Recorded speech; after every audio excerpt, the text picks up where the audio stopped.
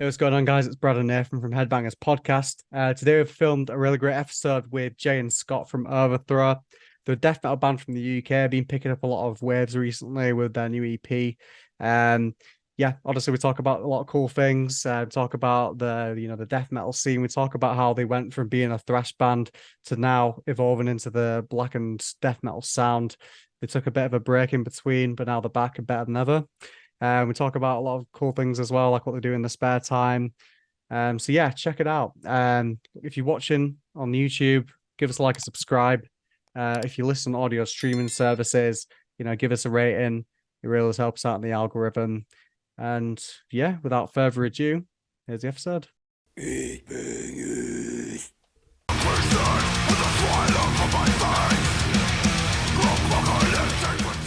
Welcome back to the Headbangers Podcast, where your hosts Nathan and Brad. Here today we're joined by Jay and Scott from Overthrow. How are you guys doing? Start off with. Good, man. How you doing? Yeah, fantastic, man. Yeah, so we want to start this off with a little icebreaker. What's your funniest gig or tour story that you can recall? Funniest gig or tour story. I think the first thing that springs to mind, and Scott will know what I'm talking about, is Tony Two Phones. Oh yeah. Do you want to explain Tony Two Phones, Scott? I wasn't actually there to see it, but I saw the video that you took afterwards of I can't remember who we were supporting. We were at the New Cross Inn. Yeah. But there was just a guy there, obviously just off his face on something. And he had sunglasses and like a cowboy hat on, and he just had two phones, and he was just like that. That's like he was like, was, he was like doing like a live stream or something, but with two phones, and they were connected, and he was going fucking mental, like gurning his tits off, and he was this really short little, like, I don't know, Southeast Asian looking guy, and I christened him Tony Two Phones. So he was just out there. Okay, I can't remember who we were playing, but I think it was when we played that black metal gig. But yeah. Well, there was the other one that springs to mind, Jay, is the one we did in, I think was it Chelsea? It was your friend's birthday party, and we had like Guinness on tap. So it was a free bar with like Guinness on tap. Yeah, we were just like caning it. Yeah, and then we played. Who did we play with? There were no other metal bands. Yeah, but when we were sound checking, there was it was like in this weird courtyard in a very posh area in Chelsea, in London. In like the middle of a shopping centre as well. Yeah, that's it. My friend had hired it out for her 30th and said, "Do you guys want to play?" And we were like, "Yeah, why not?" And that was actually the first gig in like a year, because I was living in Australia at the time. And so we came back, basically got the band back together again with like the lineup as it was. And the first gig we got was Izzy's birthday, and I just remember it being, because it was all like glass everywhere. It was just like big courtyard with just glass, like windows and like doors, and it was so fucking loud. Yeah, it was so loud. It was amazing, and it was pissing it down with rain. And it was pissing with rain. Yeah, and there was a leak in the roof, and it was all just pissing like next to us while we're playing. There was like palm trees in the middle of it was such a weird, it was like playing in the middle of a Westfield or something like that. Sounds like a weird venue for like a death metal gig, right? It wasn't even really a venue, man. It was just like, I've hired this space. Do you guys want to play? And we were like, yeah, fuck it, why not? And it was fun. It was great fun. I mean, like we made good money at that gig, and also we got free Guinness all night. And Malcolm Dome was there as well. Yeah, that was the great thing as well. So it was our first gig in a year at a friend's birthday. Weird setup. And the other thing that was funny as well, not funny, but looking back, she'd broken her leg, so she was in a wheelchair, circle pitting in a wheelchair. So it was just nice. Like everything like random you could imagine, like at this gig. And what was great is that we got our first ever piece of press from that gig, and it was from Jerry Ewing and Malcolm Dome. So we were like, wow, this is pretty, surreal, but yeah, that was a funny one. How was it getting back into the swing of things after a year then? Was it like just like felt like yesterday you were just back in it again, or was it like a bit challenging at first? I mean, it was like for me, it was okay because I'd been playing the whole time I was in Australia and I was like writing new music as well. So I knew that I was coming back and I knew that it was only like, I mean, I was only in Australia for 6 months, but I hadn't actually played with the band for over a year at that point. This is going back way back like 7 years ago. Um, it wasn't really that difficult for me because I always knew I was coming home, you know what I mean, to restart. Yeah. Pick up where I left off. It was just like I just wanted to get out and just travel a little bit. But no, for me it wasn't that difficult. I think I don't know about Scott or the other guys. Well, that was my first show with you, I think. That's right. I only recently joined. I was in like 2 other bands at the time, and they weren't really doing much. And then Jay, I put an ad out on joinmybands.com. That's right. And Jay messaged me, and yeah, that's sort of how it happened. And yeah, we did that gig, and then we did a load more sort of around the Camden area, and yeah, it's been good. Oh, yeah, it's mad that you met off Join My Band because like I think I used that a few times, and like I've only ever it's so hit and miss sometimes. I've only ever met like one person from it, and that's my mate Jordan, and we still do bands now. Yeah. But he was like, I think the main reason is why he stuck around was like, he's a great guy, but also he just was one of the least weirdest guys I met on that website. Because the first guy I ever met, he was like this bassist, right?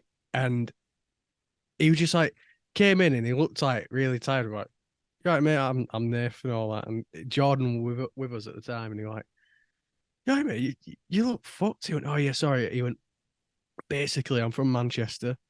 He went like, I came in Leeds the other day to like do a rehearsal with another band.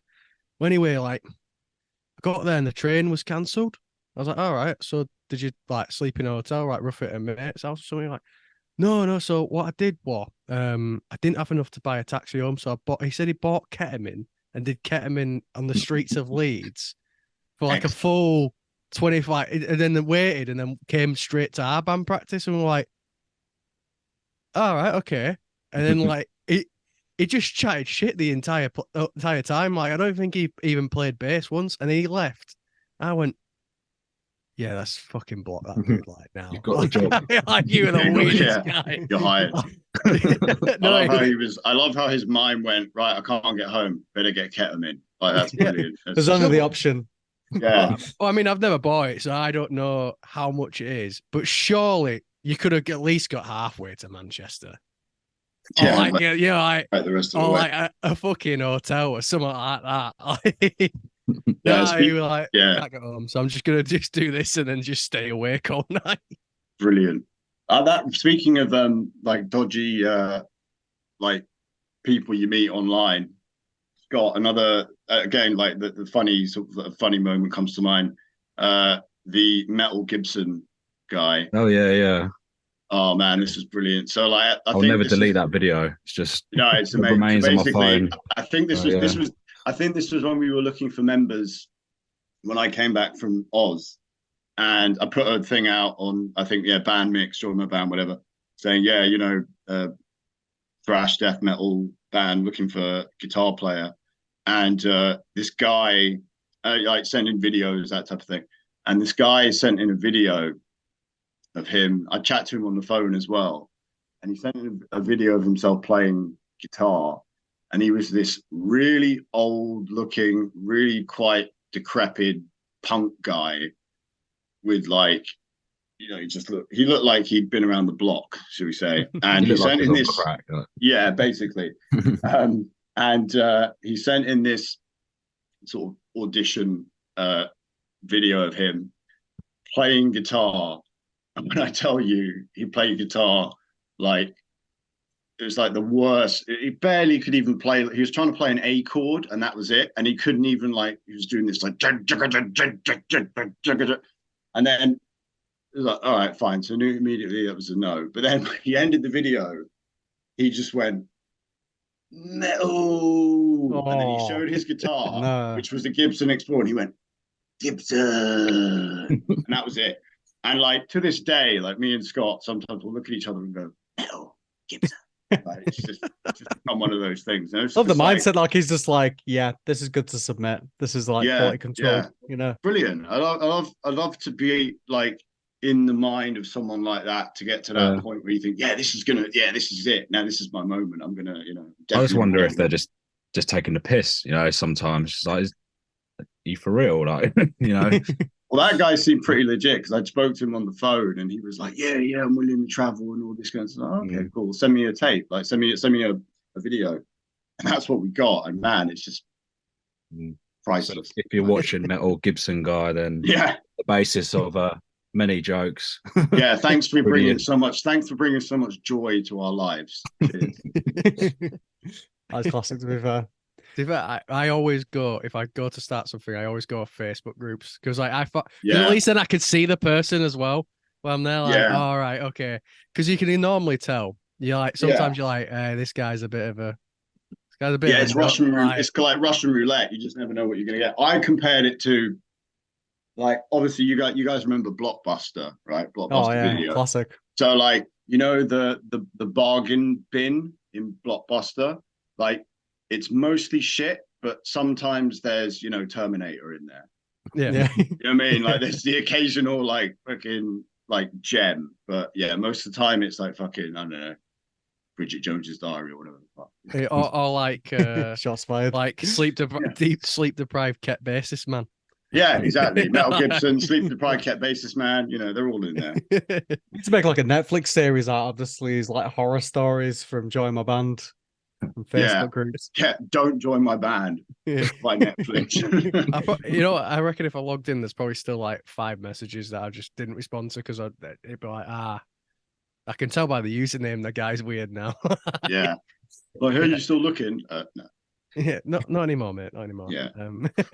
But yeah, one thing I want to ask you is obviously new EP. I heard that it's like got some Lovecraftian elements on the like sort of lyrical themes of the EP. What was it that drew you to that sort of those themes, as well as like what do you think it is about it that lends itself so well to death metal and black metal?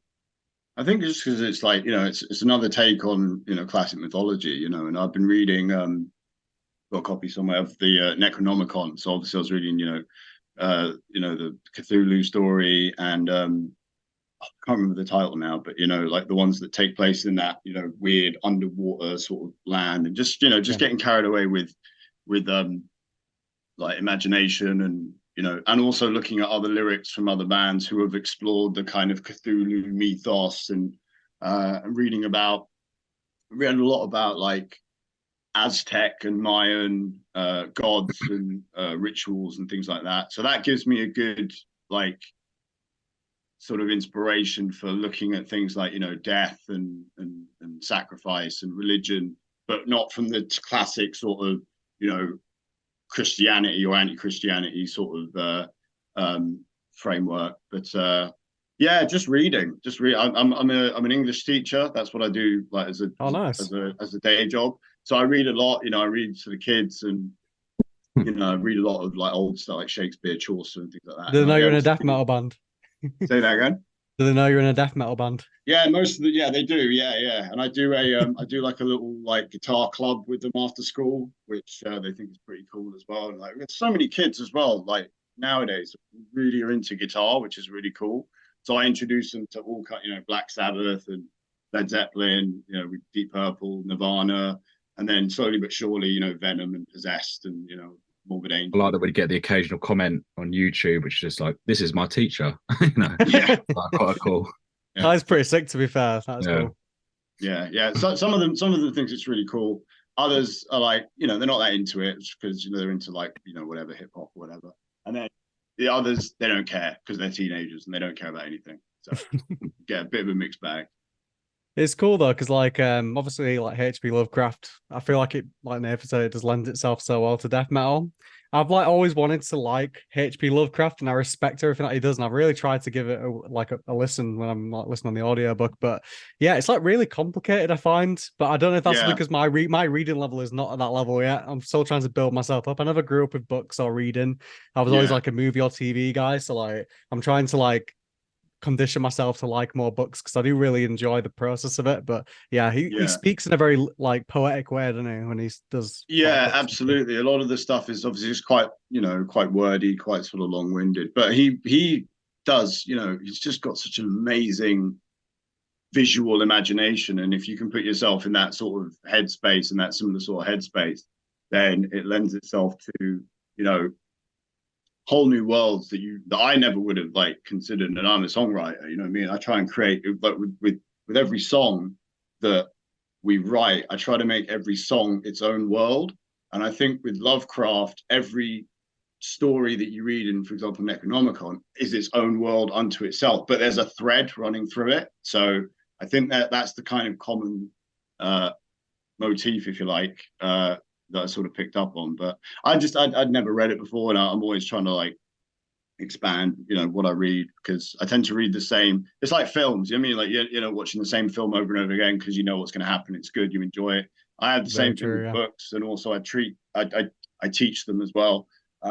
So yeah, no, but a lot of the Lovecraft stuff is quite hard. It's quite dense. It's quite like rich, packed. But at the core, it's mythology. It's like hero, adversary, that kind of thing.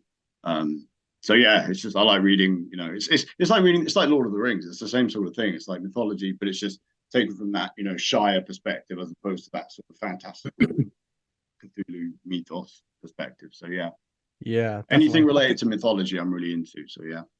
I think like as well, with books and music, because unlike movies, you get that visual representation. I feel like that's what the cool thing is about movies and books is like, you just use your own imagination and you can do world building with music as well. So I guess that's Yeah. why it probably would pair well and better than maybe a movie would. It can do it more justice. Yeah, I think so too. I think there have been, as far as I'm aware, I think there are like Lovecraftian films. But yeah, this like death metal, it does lend itself really well, like orally, to the visual representation from the stories. So yeah, it was like I don't think it was like subconsciously influenced by it. I think I was reading Necronomicon. I've been reading it for a while. It's a pretty big book, and just picking and choosing like stories and ideas and thinking, oh, that would work well in a song. And like as you can see, there's a canon of Cthulhu mythos, wave of death metal out there. So we're obviously not by no means the first, or one of many bands to sort of explore those realms. But yeah, it makes sense. It makes it because so many bands are doing it. So Definitely. Oh, yeah. I think so obviously, you've mentioned like the undertones of the albums, like lyrical themes. I know that you've described it in the past as like, this album's like got the horror fueled vibes, but also a metaphor for like going, beyond and back. Is that a representation of what you mentioned before, like, the band kind of, going away for a bit and coming back together again and then forming it, or is it just something else that it stands for to you guys personally? that's a good question. Me personally, I hadn't really considered that. Maybe subconsciously, yeah. But I think in terms of like going back, I mean, we're obviously very influenced by much older bands. So obviously, a lot of our well of inspiration comes from bands that have come before us. Morbid Angel, Slayer, Dissection, to name three that come to my head at the moment. But yeah, maybe there's that element of coming back from a sort of bit of an absence. But since I came back from Australia, I've always pretty much from day one said, right, I'm back. Overthrow's got to start again, and it's always been that sort of continual searching for, I guess, the point where we are now, and it's just transpired that we've had since that initial sort of break, as you said, we've had a few lineups, and now we're at the point where the band is essentially myself and Scott, and now we have live members, and So there's only two of us, you know, technically in the band as it exists as Overthrow. But for me personally, and I'm sure maybe Scott feels the same, maybe not, but I feel like we're at the point where I wanted to be, certainly, you know, 6-7 years ago. I don't know if Scott feels the same way. Yeah, I mean, like I kind of said earlier, like when I joined, when Jay got back from Australia is when I joined. So that's kind of where it started for me. And I think from the first time I met Jay, I always kind of knew our influences matched, and I always kind of knew what direction it was going to head in, even though the old stuff was slightly more thrash orientated. I always kind of had in my head like, right, we're obviously quite engrossed in death and black metal. This is kind of where it's going to go, you know. And then Jay had kind of showed me some stuff that he'd worked on while he's out in Australia, and it was like, fuck, you know, this is definitely something I need to be a part of.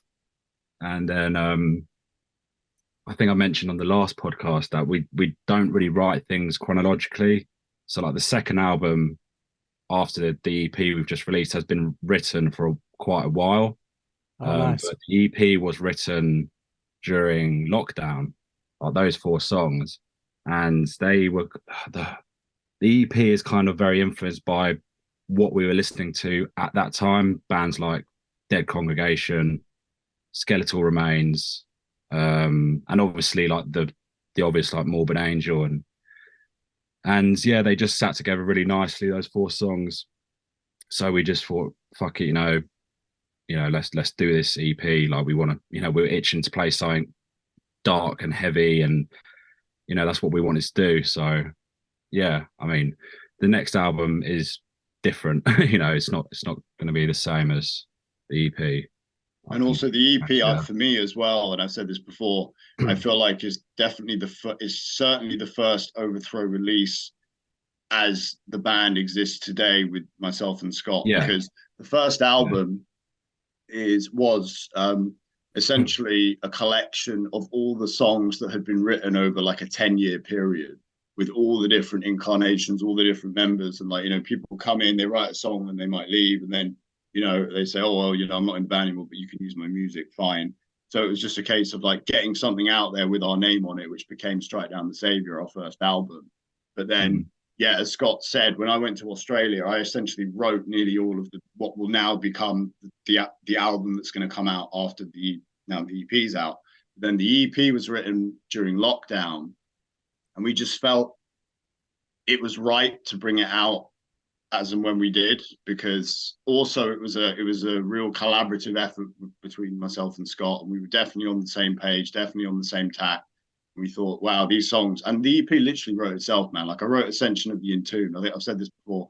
I wrote the title track, Ascension of the Entombed, and I just knew straight away this is the title track of the EP. Like whether it was going to be an album or an EP at that moment, I didn't know, but I knew it was going to be the title track of something. And I said, "This is what I said, dude. This is what we're doing." And he was like, "Yeah, fuck yeah, I'm all about it." So it was just an instinct, you know. Like there's no, oh, just because you've written something here, it has to be the next thing. It's just whatever you feel is right. And we've got a great problem in that we've got so much material that because that's all I do. I write, you know, that's what I teach and I write, and that's kind of it really. So we're sitting on, you know, a plethora of music, and we're just kind of, and what Scott is great at doing is, you know, I'll write the stuff, you know, by myself, but then he'll put in his ideas for arrangements and sequencing and you know, maybe compositional elements as well, and then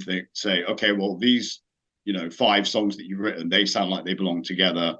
Do you have another song that sounds the same, or can we write something together, etc.? So that being said, I did write one song on the next album. Yes, I actually picked up guitar and wrote a song, so it's made it on, which is cool. Yeah. So what's the new album going to be like then? So you mentioned like you've had some of this stuff written for quite a while, and you know you've got like a plethora of things. Like, is this going to be almost in the same vein as the EP, or is it going to be something like completely different? And what influences are going into that as opposed to this one? There are elements, yeah, from the like what the EP sounds like, but overall, as an album, it's completely different. It's very diverse. Every song stands apart from each other, which is kind of what we strive for, I guess, as a band. That keeps it interesting for us, and we listen to a lot of different types of music and, you know, different subgenres in metal. So that's why we sort of changed the label to black and death metal to just extreme metal, because we can't really categorize ourselves anymore. It's just like, yeah, we just are what we are. We write what we want to write, and that's basically it, you know. So there's a lot of diversity, and, you know, go on, Jay. yeah. Add to that. I think, yeah, no, you're right. There's definitely elements of what now exists on the EP. There's a continuation on what will be the second album. But yeah, it's definitely like we were talking about with Lovecraft, like how every story is a world unto itself. Every song is a world unto itself. And the album format, which I'm a huge fan of, is it's a whole world unto itself, you know, where like it's one of those ones where I feel personally, you know, every song fits, and, you know, there's a thread running through it. And, you know, for me, like I'll sit down and listen to it and play it. I have to play every song. You know what I mean? It's like I can't just pick and choose. I might play them in different orders or whatever, but it's like every song is just killer. And that was a really conscious effort that I wanted to make. We did it with the EP, obviously, you know, but obviously it's a shorter song, so there's less for you to sort of like ruminate over or whatever. But for what will be the second album, without giving too much away, it's stylistically different, but ultimately it's still incredibly powerful, and I think personally an evolution in sort of the direction that we're heading, because we wear our influences on our sleeve pretty explicitly. So yeah, I think I'm really excited to you know, start recording it, you know, once we do the run of the EP. And there's pretty much, I feel it's got all of our influences in there. Yeah. You know, from, like I said, bands like Morbid Angel, and then, you know, more of our sort of black metal influence as well, like Immortal, and, you know, some Mayhem, and it's just got everything. Yeah, and then there's a good amount of like Motorhead in there as well. Yeah, you know, because we've also this is the other thing, like which I kind of like in a weird way. Like the reviews that we've been getting for the EP, all of them have been overwhelmingly positive, and we're like really, you know, pleased with that. But we've been compared to so many bands. It's like bands that have nothing to do with each other as well. So it's good that they can't place you though, right? Yeah, and that's fine. Like I don't really want to be placed, if that makes sense. I mean, it's cool to be compared to like Morbid Angel and, you know, Suffocation and you know, Slayer and Sodom. That's, you know, not gonna you know, say fuck off. That's great. But you know, I think especially nowadays, you know, it's people like having boxes for things. You know, oh, this is my death metal, this is my, you know, black, this is my thrash, whatever. So now we just call ourselves extreme because, and I think the thing about being an extreme band is like just not giving a fuck and just doing whatever the hell you please. And, you know, if people like it, that's great. But if people are a bit pissed off about it, then I think that's great as well, you know, because then absolutely, you know what I mean? I love that, like metal LCD, like there's such a thing, like, you know, that metalheads just love to place things in certain like categories, don't they? Yeah, I don't know why. It's like if Cannibal Corpse came out with a doom metal album, people go absolutely mad, you know. Yeah, like people like to know what to expect. Fucking sick. You know, that'd be amazing. Yeah, I think it would. I'd love to hear. It's fucking great. I'd listen to it, but you know, people like to know, you know, things, and it's like you'll never get that with us. You just won't see it coming. You know, I feel like anyway. Yeah, like no, I love that though. Yeah, yeah. I think metal music. We were saying we always say this, me and Brad, like that we're probably in the best time for death metal. That, like, and I know a lot of elitists will go the 90s. Nah, like the stuff that's coming out like recently, like for the last like few years, unfucking believable shit. Like really pushing boundaries of death metal. I would also say the same thing for black metal too. I agree. Yeah. So many Like, killer fucking bands, like bands that I've seen live as well. Like some of my favorite black metal I've seen. Saw both these bands of Brutal Assault actually. So Cult of Fire, best live black metal band I've ever seen. And I'd just seen Watain as well. Like literally went and saw Watain, who are like fucking, worship them. And then went and saw Cult of Fire, and I stood there and I was like, fuck, they're better. Like this is just, insane. Another one, Gayria, who I know. Gayria is so sick. Yeah. Fucking incredible. There's so many. That come to mind. Fucking Ackley's have come out with one of the best fucking black metal albums Ackley's, of all time, in my opinion. Fucking terrifying, dude. They're amazing. Like honestly, like the best fucking black metal album since I don't know, Dean Mysterious. Yeah, it's just fucking incredible, and it just goes to show that it is still possible, to fucking make a mark on the scene, no matter how many people say, oh, there's too many bands, whatever. Or it peaked in the 90s and all that. Yeah. That's bollocks up. I think you limit yourself by doing that. You say, well, we have to sound like, no disrespect to them, but like we have to sound like Entombed, HM2, or we have to sound like, we're recording in some, shed in the middle of fucking Norway, which is all great stuff, and I love, but I think you just limit yourself when you categorize yourself, or you can fall into the habit of limiting yourself. Oh yeah. It's like the new Fuming Mouth album that dropped. That's I said to my mate, I was like messaging him, I was like, because I know he loves Fuming Mouth, and I was like, have you listened to it? And he went, it's a bit more clean vocals, isn't it? I heard one song. Well, that's a big, the fucking like thing went off again. Why is it? No, well, that's the thing. He said I hadn't listened to it in full, but like the mixing on it sounds amazing. And I said, honestly, go through it all, because it's like, it's such a great, like, I said, like, it's an instant like classic in my opinion, because it's like he's got clean vocals in there, but then like the next song will just be like, yeah, we had that song. It's like a smacky in the face death metal song. Then like, even the lead bits, the lead bits aren't even like massive solos. They're like just little bits of garnish on each track, where it's like it just heightens the track even more, and then makes the rhythmic just shine even better as well. Like everything about each song in that album is like meticulously created, and it's so fucking good. Like I've not stopped listening to it since it came out, and I was saying I really like their last album. But likewise. I haven't heard the new one. The last one I thought was really good. So yeah, I'm definitely gonna check it out. For sure. Well, this one like mixed all by the like the guitarist Conjurer.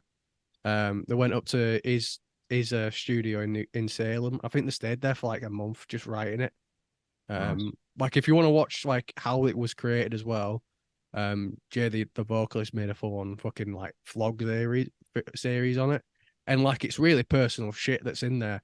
It's like it just gives you a better appreciation, because there's like little bits where you're like, oh, that was the fucking bit they were writing that day when you listen to the album. Like it's just so fucking good, like unbelievable stuff. Wait, let's check that out. That sounds great. Oh yeah.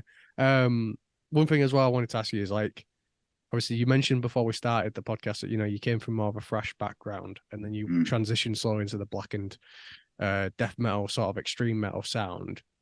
One thing that I want to ask is what drew you to transition to that style, as well as like, did you feel any like sort of challenges when you was going into that sort of style, or was it just something that felt very organic and natural to you guys? I think it just felt really natural, really organic, because like I said, when I was away, when I was in Oz, I was writing a lot of that type of stuff anyway. So that's what I was listening to, and that's the stuff that I've always tried to bring that slowly but surely into the band with the different lineups that I've had. But with a lot of the guys that I've worked with, they've just been into one kind of thrash metal, and again it's just putting limits, and I'm not interested in working with people that want to limit themselves, because there's so many other avenues that are cool that I want to explore as a guitarist, songwriter, etc. But yeah, it happened totally organically, man. And then when I met Scott, it was like, yeah, right, I found my, my other half to sort of who gets it. You know what I mean? So it was, yeah. I was already playing in a death metal band, like more technical death metal, when I joined Overthrow, but I was always much more into a black and death kind of thing.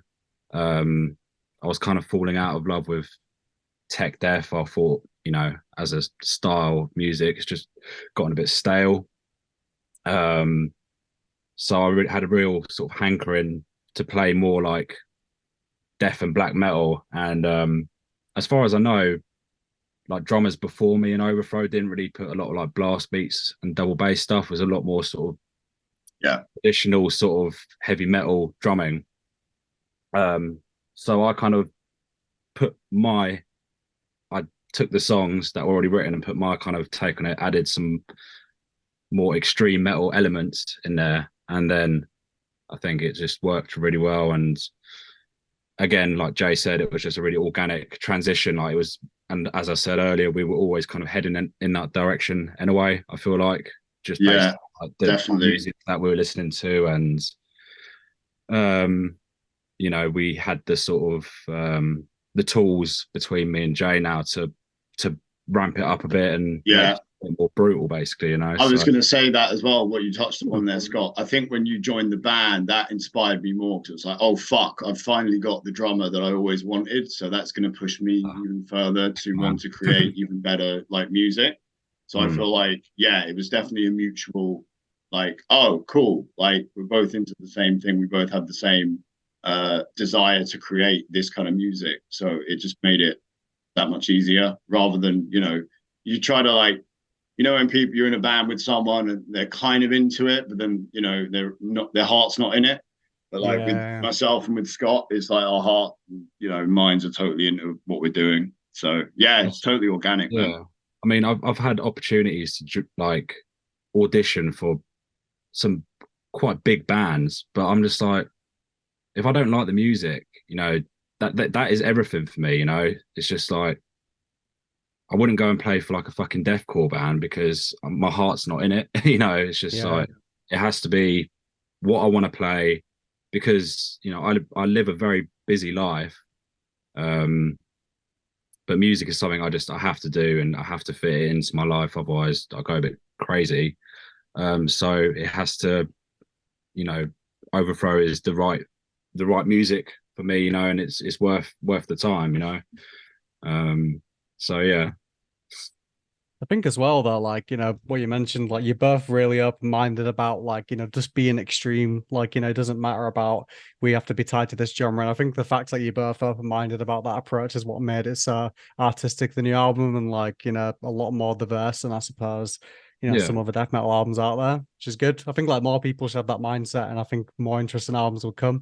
Not to say that there's not, but you do get a lot of shit until you find something good sometimes. Yeah, no, I do agree. You got to listen to a lot of shit to get something good. But then when you do, it's like you get something like this. So I mean, and it is. I don't think we would have, like, as many people would have heard it as they would have if it wasn't for the support network we have now. We've got a very positive thing going between Joel, our manager, Faye, you guys know, and Thomas, label manager. We've got a really strong support network. And it's still small, but it feels like things are happening, and things are happening, things are percolating, taking steps in the right direction. It's as it feels like people actually give a shit about if we succeed or not now, whereas before we were like a little bit, for sure. And like, figure this, we've been doing it now, and I'm obviously the only original member from, when the band started in 2011. And my whole thing was like I was thinking about this today, because I knew I was coming on here. I was thinking about when we did our first gig, which was in August of 2011. So you're talking, nearly 13 years. And I still remember distinctly the feeling of being on stage. It was at a rugby club. Right? We played 4 songs, and because we only had 4 songs, and like there was maybe about 20 people there, And they gave us, they were like, more, we want more. Like, they wouldn't let us leave stage. So we played the last song that we just played again. Like, we've got no more songs, so we're going to play the last song again. There you go. And just that feeling of, right, this is what I'm going to do, like, for the rest of my life. I'm never not going to do this, right? So, like, whatever it takes. I kind of signed the pact with the devil there and then on that night. And it was like, okay, whatever it fucking takes. I don't care how long it takes. Whatever it is, still not quite sure. But it's like, okay, 12 years later, now we've got, we've signed, you've got an EP that's out, we've got management, we've got, a really great support network. And look, these things take time, Absolutely. And you got to enjoy it, the good and the bad, and just really and never lose sight of the fact that, you have to do it. Like Scott said, I have to do it as well. I literally don't know what else I would do if I wasn't playing Overthrow, I'd probably still play music, but like, I'd be thinking about Overthrow, you know what I mean? So it's just like one of those things where, and I said on a previous podcast as well, it's not even really something that I choose. I think it chooses me, Yeah. So it's like that kind of, if I was to do anything else, it would be counter-intuitive, you know what I mean? It would be counter, it would go against what I really feel. So I think I was talking to Nathaniel from Damn Him about this. It was just like, there's so much about, doing gigs and being in a band that just is shit. And you sometimes just go, oh, why the fuck did I do it? But then like you go on stage and you go, oh, this is what, this is it, and it's like Jay said, like, I don't really feel like I have a choice. It's just, that's it. Born to do it. Yeah, it's just like, if I don't do it, then I'll go fucking crazy, like more crazy than I already am, It must be very, really fulfilling though. Like, like you said, you're reminiscing about like that first gig, and then like now, you are getting the recognition you deserve, like amazing reviews coming through. Yeah, everyone's man. talking about you. Like that must be amazing for you. It's really gratifying, man. It's really cool. And, and I look back on, as I get a little bit older, you do tend to look back, because I do, we have been around for a while now, it's like, and in the span of time that we have existed, I mean, we've taken little breaks, obviously, when I went to Australia, etc. There have been periods of somewhat inactivity, but we've always kept going, no matter what. I've never ever once thought about packing it in ever. I've done my own thing. I've traveled, done all this stuff, but it's like it's always gonna be something that I do. And in this space of time, I've seen bands great bands as well, come and go. And it's never once entered my mind to ever stop this. And because I know that, look, if you stop, you fail. You know what I mean? And it's like the only way to succeed, this word that people want success. Success is survival, man. That's it. That's basically what it comes down to. It's just like never, ever giving up, no matter what. And you know what? If you have that, I believe in like the power of like persuasion. Shit can go wrong for you, and you just got to kind of, roll with the punches. But if you have that positive mental attitude, then you attract positivity and things and that's what's been happening for us. Speaking for myself personally, but also for me and Scott in the band in the past, what would you say, Scott, like 6 months? We've gone from like sort of still relatively like obscure, known in like the sort of, the underground, like the London, Camden scene, whatever, to now, we're getting, international recognition, which is really cool. So I take that really, I don't take it for granted. No, I mean, I said, nice. I mean, I've got a lot of friends in bands, obviously we're in the local scene, and I always say to them, it's just like, always just celebrate the small, any victory. You sell a t-shirt to someone in fucking India, celebrate, just celebrate everything, because it's the only way you can kind of get through it. Maintain that positive mental attitude for sure. Exactly. Don't dwell on we had a shit gig. It's like, well, we had like 5 really good gigs. So, I think we tend to do that anyway, being British and also being blokes. You tend to kind of dwell on the negative, and it's hard. Definitely. It takes a lot of work to try to maintain thing, especially being in a band, when so many things can and do go wrong. And it's like, you spend the whole day prepping and traveling and sorting things and sound checking. And then for that 1 hour or 45 minutes, whatever, on stage, it's like, that's the thing you're working towards, So you got to kind of accept that there's always going to be hurdles to this. I don't know if you call it a career, but this path in life, you know what I mean? And it's like, I think that's like anything, Yeah, definitely. I mean, we feel the same. Like, we obviously sometimes you're like, oh, I wish we had more views on this, or like, like the little things that don't really matter. But like, I think everyone wants more. It's just natural, right? It's just human nature. But then, like, 100%. obviously, last this week and this went by, we're at Damnation, like, doing press was like, speaking to Undeaf about Crocs and shit. Like, but like, having a really good time. And I was like, oh, these are the moments, like you said, That's the small it. victories. Like, like we were doing something 4 years ago, we're just chatting shit in my room. Now we're like, speaking to all these bands that we look up to. Yeah, that's it, like, man. I was going to say, you could compare yourself to who like you were a few years ago, not to who someone else is like now. You know what I mean? It's like, look Absolutely. back. Well, here's where we were 2 years ago. Like we're basically nowhere, and now look, it's like great. Celebrate. Yeah.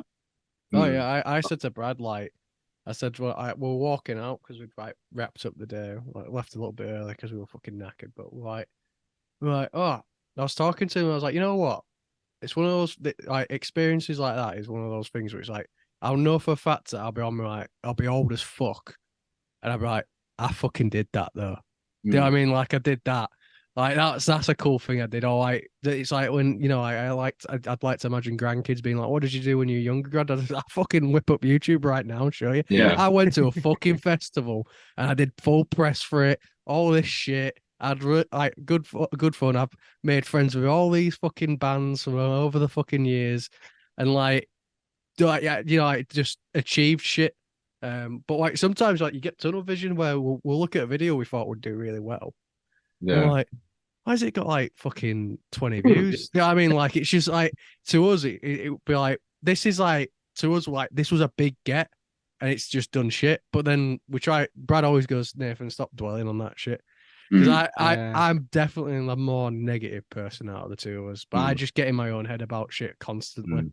Oh yeah, that's natural, man. Yeah, for sure. I think we can all be like that for sure. Yeah, it's all perspective though. I think like you just got to put a positive swing on it, and like like I said, count the small victories, and like think about like don't compare yourself to others. Just compare like your journey, how far you've come, and that's all that matters. Absolutely. Like anything else, I mean shit. So I I mean, want to take you back even further. I want to go. What got you birth into heavier music? Like, do you remember your first like CD that you bought? Like, do you remember your first introduction to the heavy shit, basically? I mean, I remember like I always grew up with music in the house. So I was like always, listening to, rock music and, like classic rock music. So the beginnings for me were pretty like safe. Like I listened to a lot of like my parents' music. They're into the Beatles, Elton John, and then heavier stuff.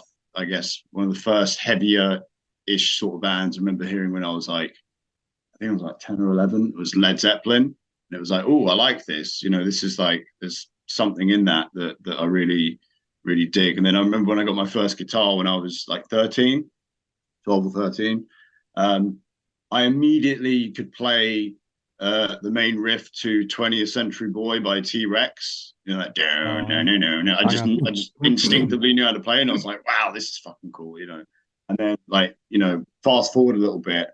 When I was at school, I was really into punk. I got really into punk music, like bands like Sex Pistols, Dead Kennedys, Oi Polloi, Casualties, Leftover Crack, Minor Threat, because it was just fast, D beat, Discharge, D beat, all that kind of stuff. And I just really gravitated towards the anger. I wasn't into the like political side of it. I'm still not. But I really loved the aggression and also the fact that it was easy to play on guitar because I was still learning how to play guitar, obviously. So I can do that. Bands like the Ramones, Clash, etc. And then later on in school, I discovered like Slayer and Metallica, and I think me and Scott had the same sort of introduction to like hearing Slipknot's Iowa album. Actually, I think I heard Slipknot prior to like bands like Slayer and things. And then I went back. I remember listening to that and thinking, wow, this is like the darkest, heaviest shit I'd ever heard. I was like 11 or something, or 12. But yeah, that was definitely the gateway drug, I think. There was a few bands like that. Yeah, my story is fairly similar, I guess. I mean, sort of being a young kid, curious of your parents' record collection, you know, I was going through it and I pulled out my, you know, instantly attracted to the AC/DC Highway to Hell. I was like, Dad, what's this? He's like, oh, don't listen to that. That's shit.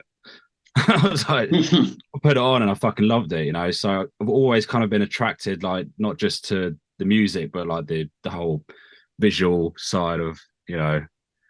My older sister,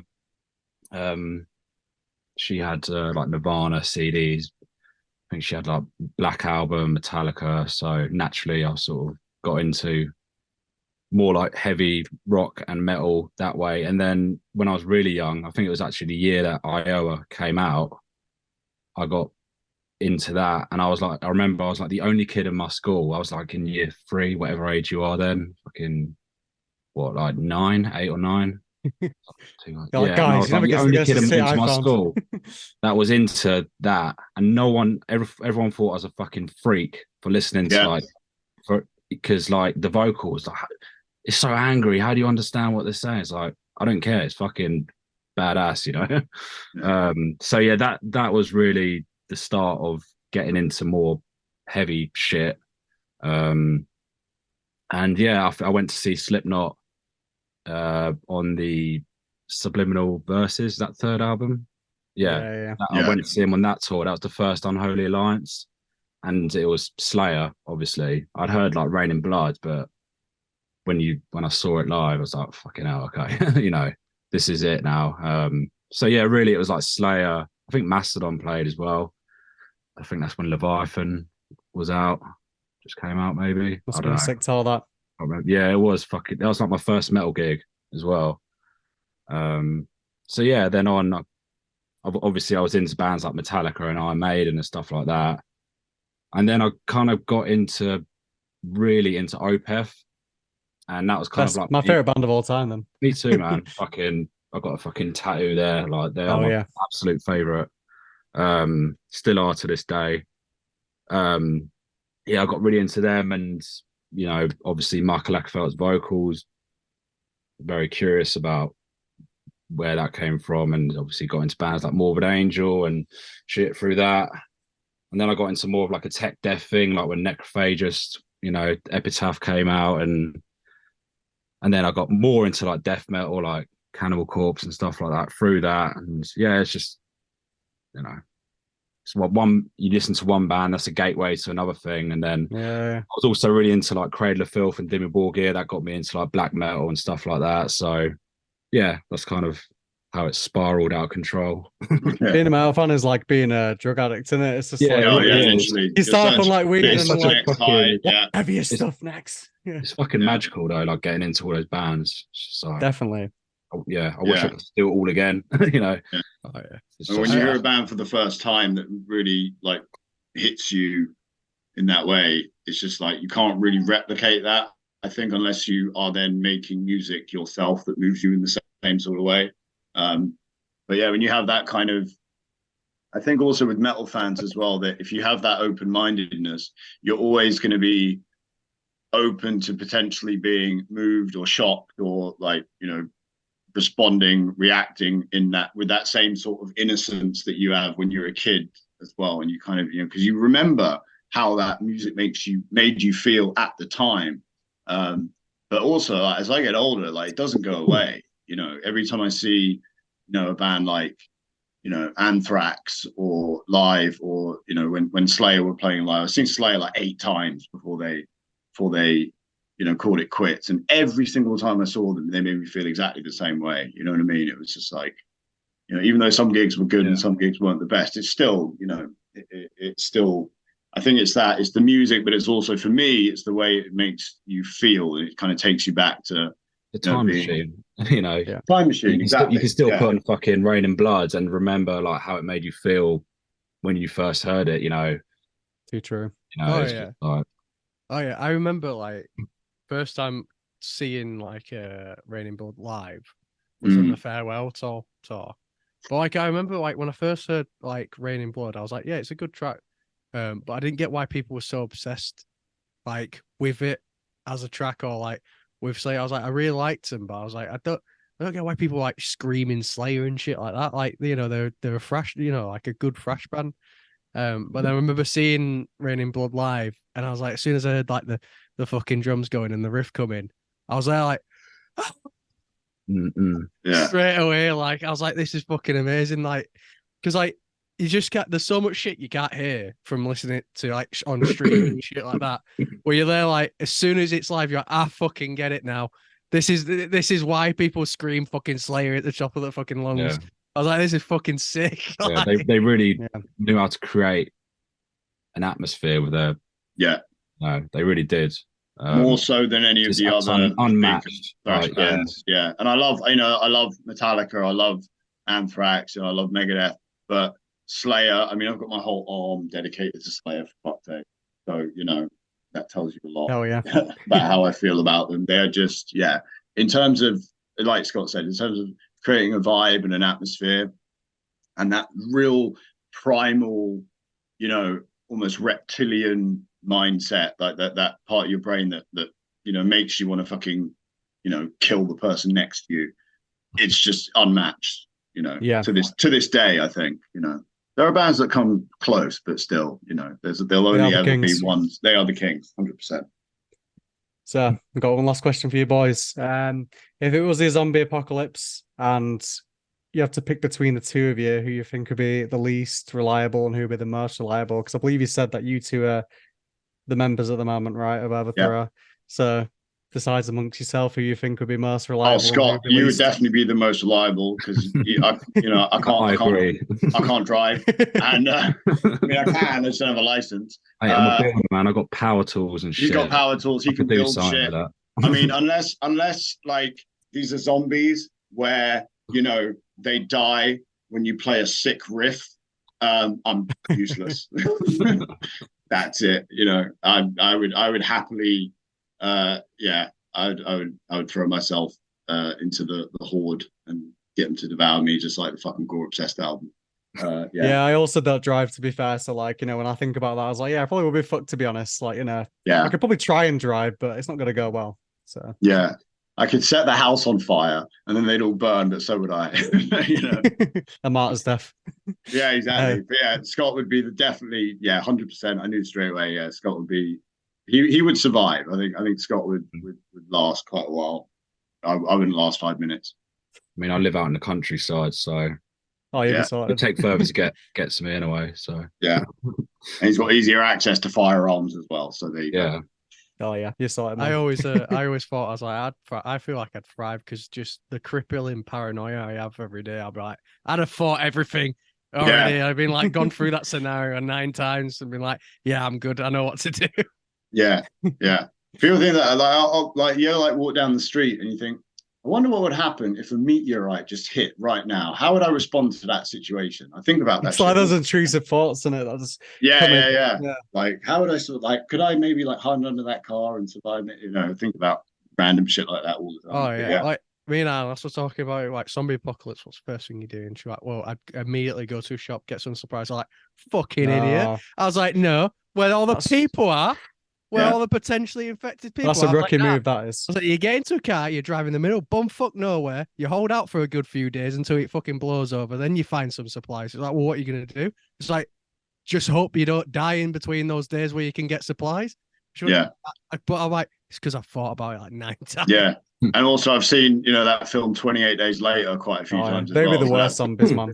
Yeah, no, exactly. So just like get the fuck out of any major city, basically. And just lay low.